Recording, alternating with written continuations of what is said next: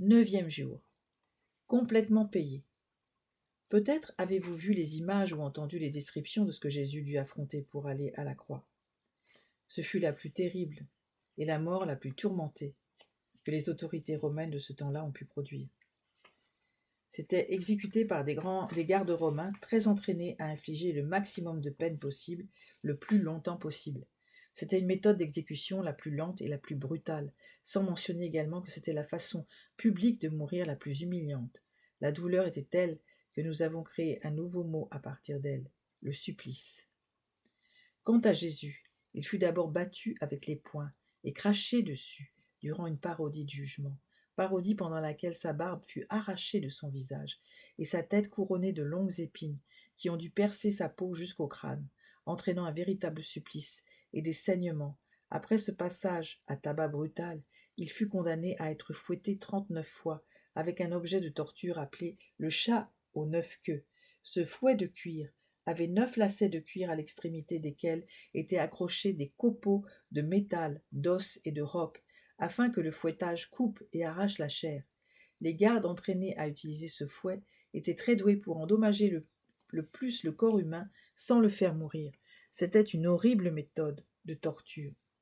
Finalement, Jésus, pratiquement sans vie, fut forcé de porter une large croix de bois à travers une foule moqueuse jusqu'à la colline nommée Calvary. Sur cette colline, il fut allongé sur la croix et cloué aux mains et aux pieds, et enfin suspendu pour mourir. Dieu raconta cette histoire bien avant qu'elle ne se produise, quand il nous donna la prophétie suivante, dans Ésaïe, au chapitre 53. Pendant que vous lisez, réalisez que cela parle de ce que Jésus a fait pour vous personnellement. Et j'ajoute que cette prophétie a été établie. Ésaïe a été écrit plus de 700 ans avant la venue de Jésus. Méprisé, laissé des hommes, homme de douleur et connaissant la souffrance, comme un homme devant qui on se couvre le visage, si méprisé que nous n'en faisions aucun cas. Cependant il a porté nos maladies, il s'est chargé de nos douleurs, et nous pensions qu'il était frappé de Dieu, battu et affligé. Mais il était meurtri pour nos péchés et frappé pour nos iniquités. Le châtiment qui nous apporte la paix est tombé sur lui, et par ses meurtrissures, nous avons la guérison. Nous étions tous errants comme des brebis, nous suivions chacun notre propre chemin, et l'Éternel a fait de lui sur lui l'iniquité de nous tous. Il a fait venir sur lui, l'iniquité de nous tous. Il est maltraité, il est affligé, et il n'ouvre point la bouche. Comme un agneau mené à la boucherie, comme une brebis muette devant celui qui l'attend, il n'ouvre point la bouche. Il a été retiré de l'angoisse et de la condamnation. Et qui dira sa durée? Car il a été retranché de la terre des vivants. Il a été frappé pour le péché de mon peuple.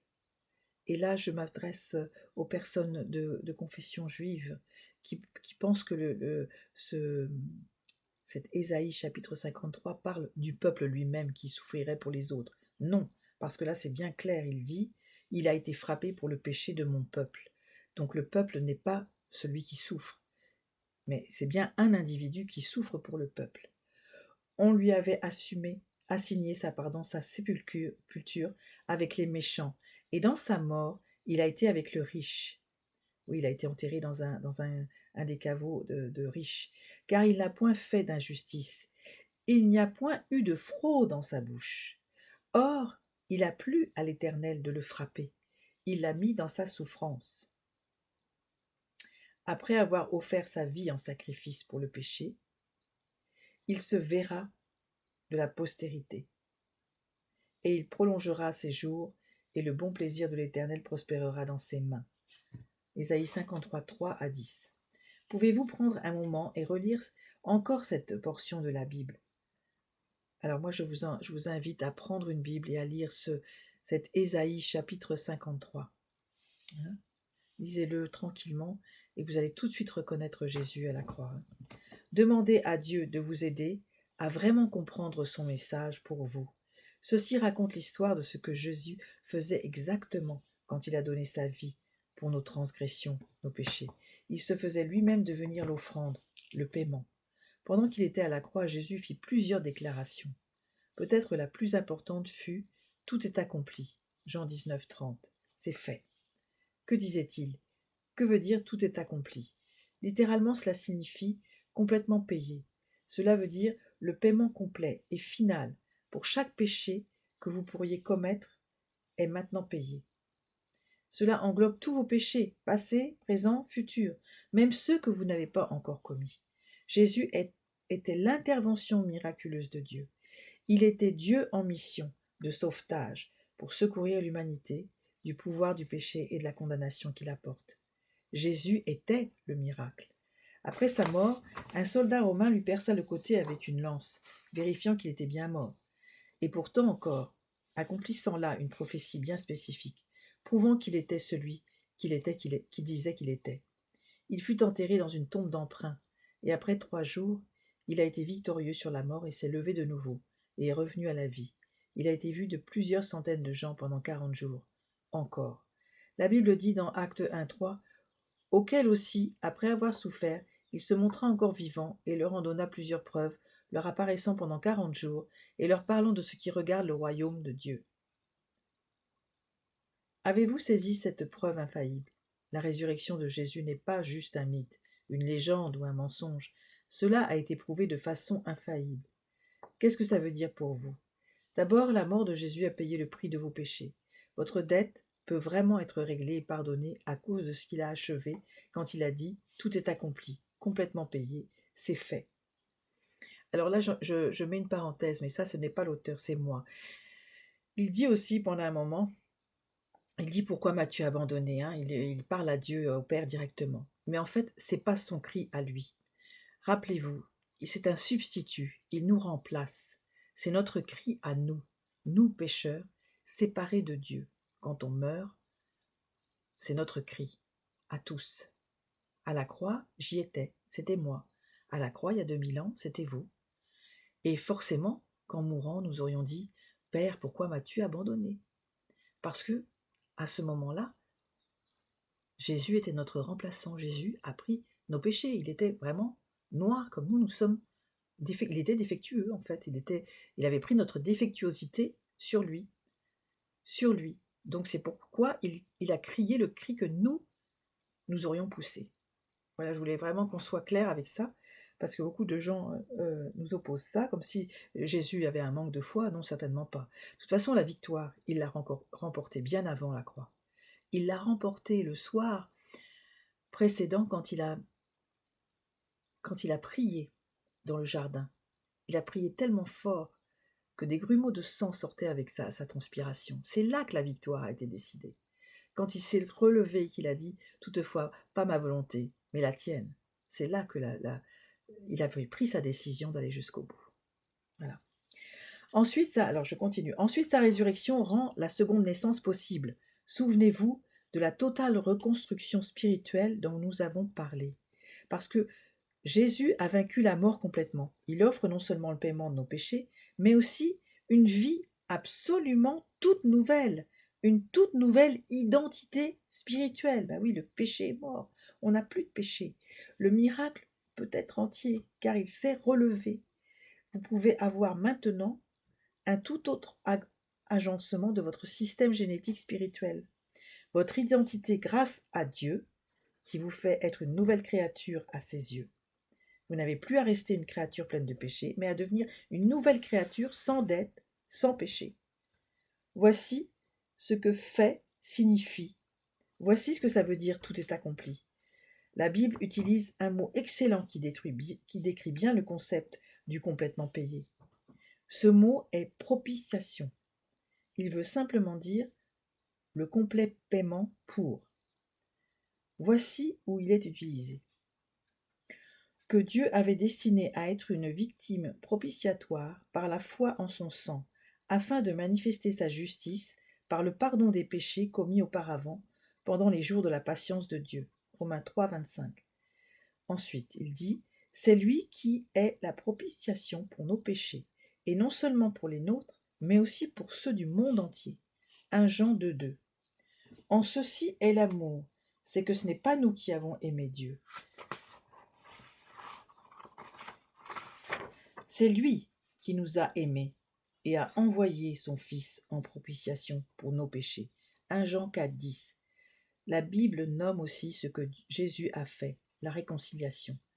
Juste comme vous réconciliez une relation quand il y a une division, Jésus apporte la réconciliation entre nous et Dieu.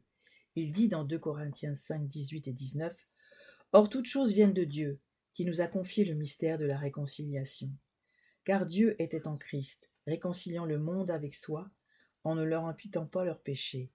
Il a mis en nous la parole de la réconciliation. » Dans le verset 21, il dit encore, « Car celui qui n'a point connu le péché, il l'a traité en pécheur pour nous, afin que nous devenions justes de la justice de Dieu en lui. Dieu a fait Jésus pécheur, afin de faire de nous des justes. » C'est pourquoi je vous disais auparavant, c'est nous qui poussions ce cri à la croix. Pourquoi m'as-tu abandonné? Étonnant, non? Quel cadeau incroyable! Quel amour indescriptible! La Bible est remplie de versets de ce genre qui expliquent en détail que Jésus-Christ a été notre substitut, notre remplaçant, et qu'il a payé notre dette complètement. Prenez un instant et demandez à Dieu de vous aider à bien comprendre son message dans les versets, qui s'est donné lui-même pour nos péchés afin de nous retirer de ce siècle corrompu selon la volonté de Dieu notre Père. C'est dans Galates 1,4. Lui qui a porté nos péchés en son corps sur le bois, afin qu'étant morts au péché, nous vivions à la justice, et par la meurtrissure de qui vous avez été guéris. 1 Pierre 2,24. Car Christ aussi a souffert une fois pour les péchés, lui juste pour les injustes, afin de nous amener à Dieu, ayant été mis à mort selon la chair, mais vivifié par l'Esprit. 1 Pierre 3,18. Encore, mais si nous marchons dans la lumière, comme il est lui-même dans la lumière, nous sommes en communion les uns avec les autres, et le sang de son Fils Jésus-Christ nous purifie de tout péché. 1 Jean 1, 7. Et de la part de Jésus-Christ, le fidèle témoin, le premier-né d'entre les morts, et le prince des rois de la terre. Apocalypse 1, 5. Laissez-moi conclure ce chapitre sur une pensée finale.